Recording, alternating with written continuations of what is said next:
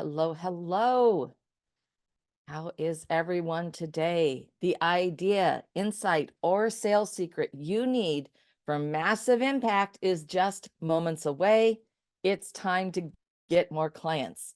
Hello, everyone, and welcome to Get More Clients. I'm your host, Lynn Whitbeck. Business owners and entrepreneurs hire me to ignite winning sales because most are chasing down leads, lack client retention, conversion, and profit. The mission of this show is to share Fortune 500 sales secrets to help you open the vault to your greater business success.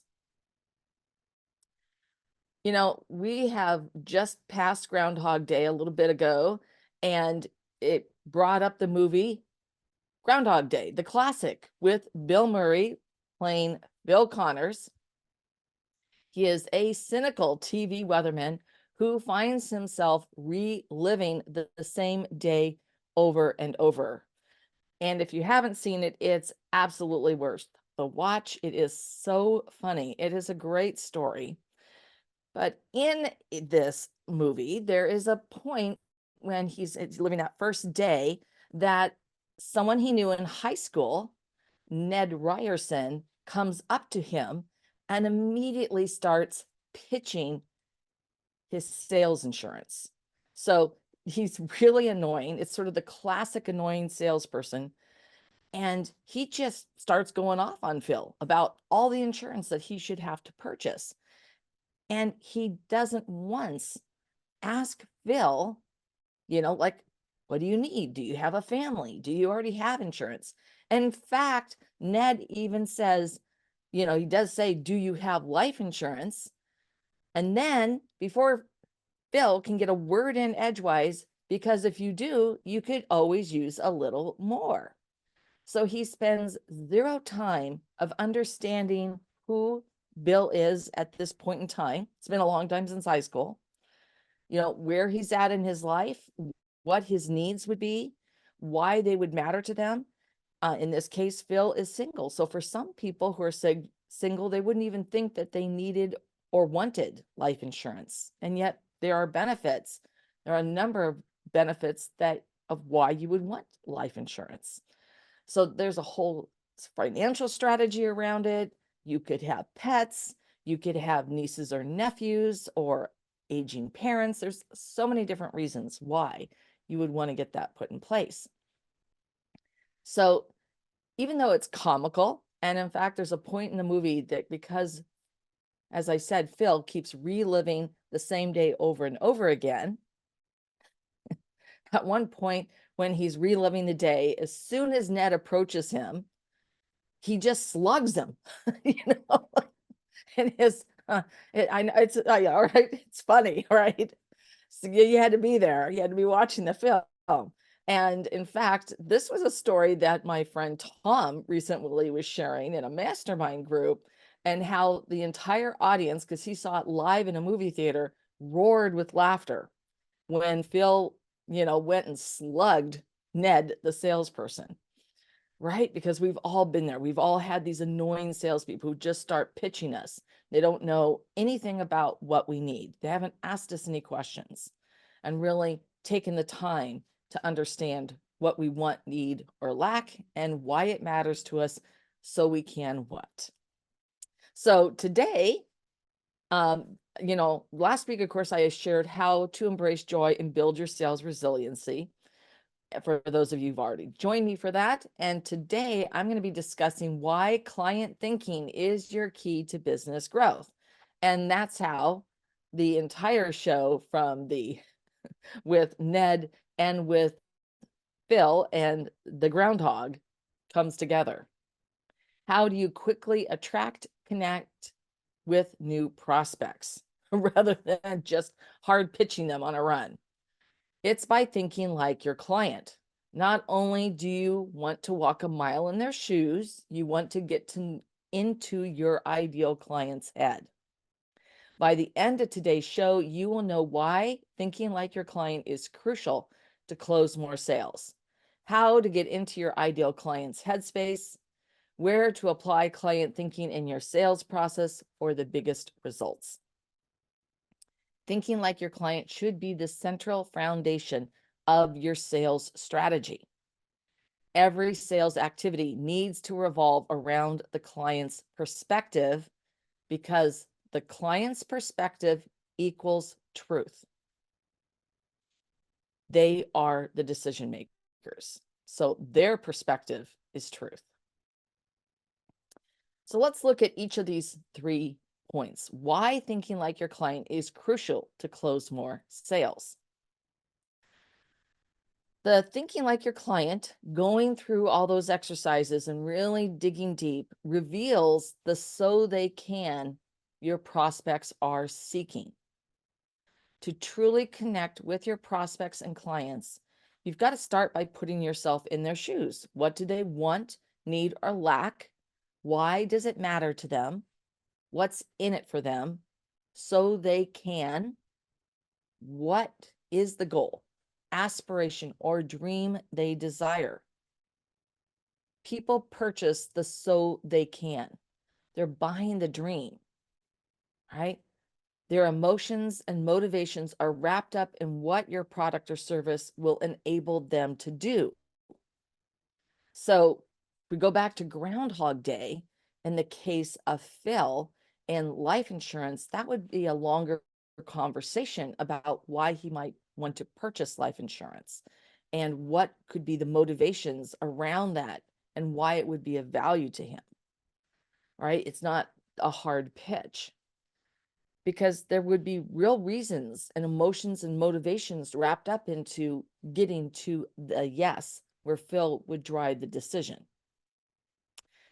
Now, when you think like the client, it all really boils down to what is the transformation they're going to realize.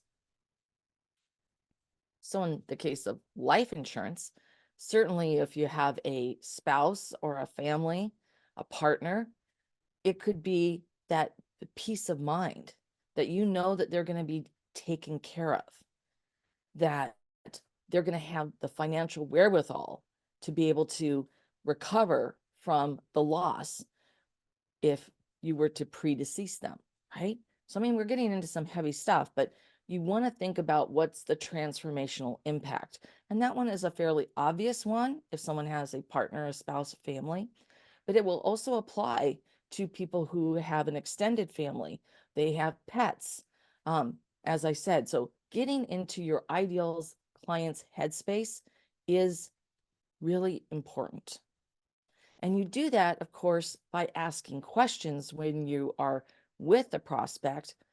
But when you're working on the means to attract and connect with your clients, you've got to go through this exercise ahead of time because you need to be speaking to those areas that matter to them, the things that keep them up late at night, the things that cause them monetizable pain, the things that are just a pain in the hiney, they just a frustration, so they can what? Okay. Your client why is the psychographic key to creating the transformational impact your client ardently desires. There's a spectrum of emotions, values, beliefs, and potentials you must unlock to better serve your clients. So I want to walk us through an exercise of how you can do this. And the first thing is I want you to sit down and describe your ideal client. Who are they? What do they do? Just really brainstorm about this ideal client. What do they have? What do they feel? What's their average day like? All right? Really walk through that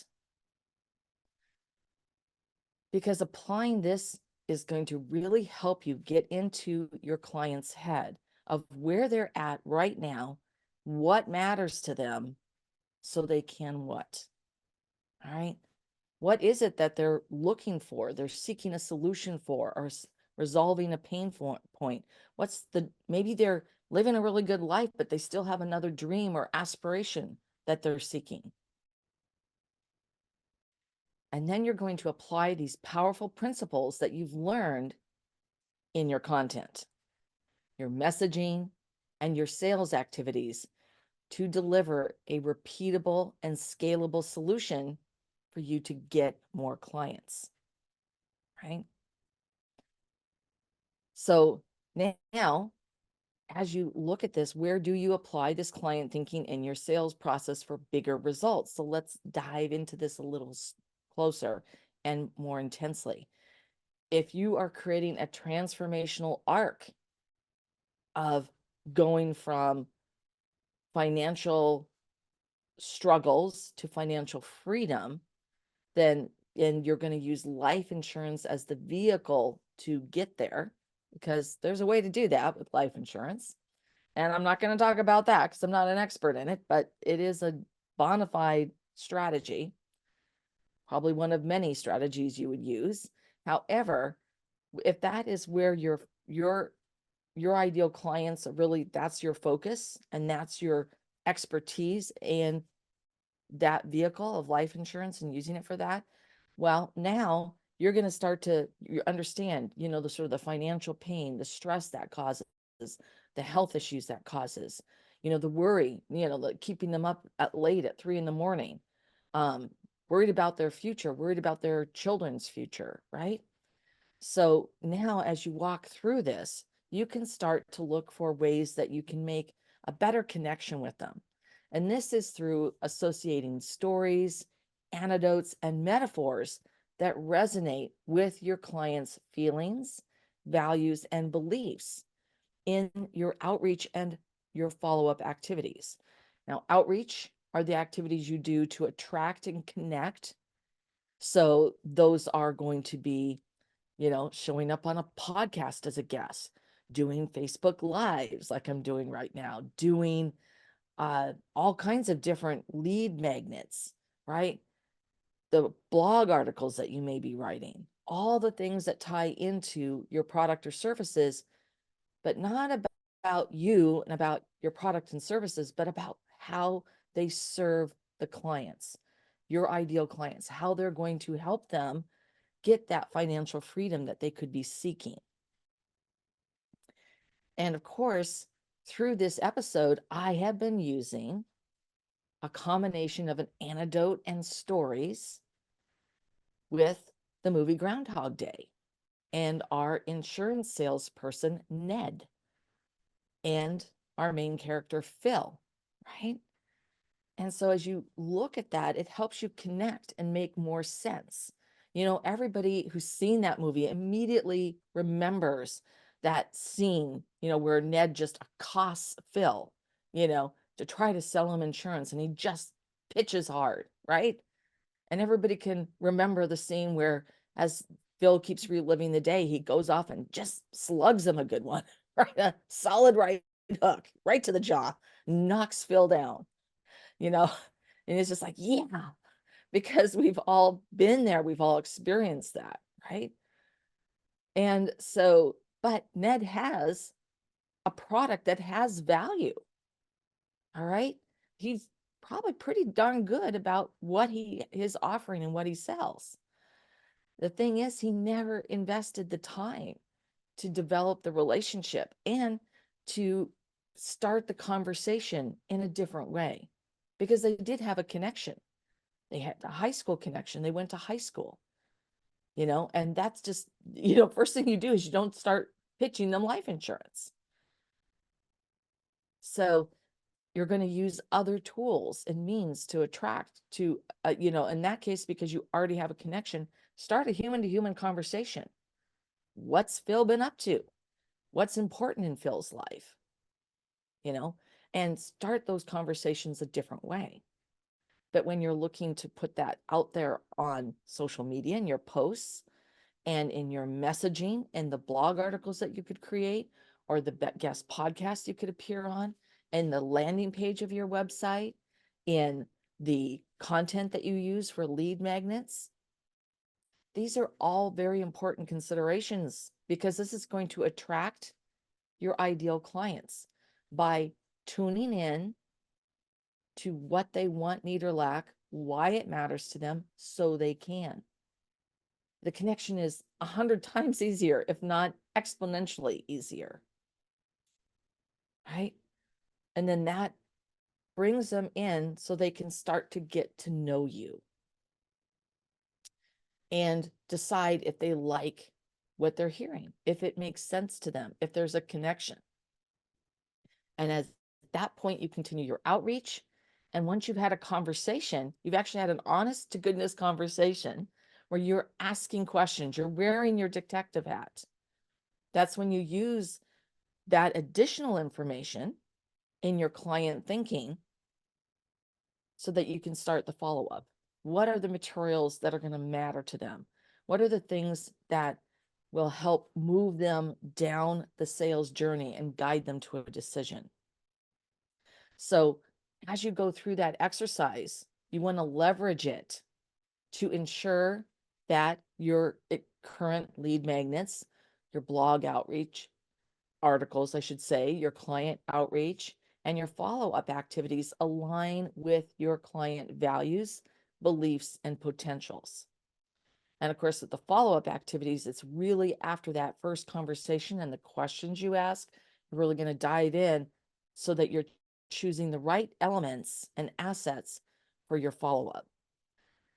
Understanding your client's deepest emotional desires helps you throughout the sales journey because they also modify, they evolve, they change as you bring the client down in the journey.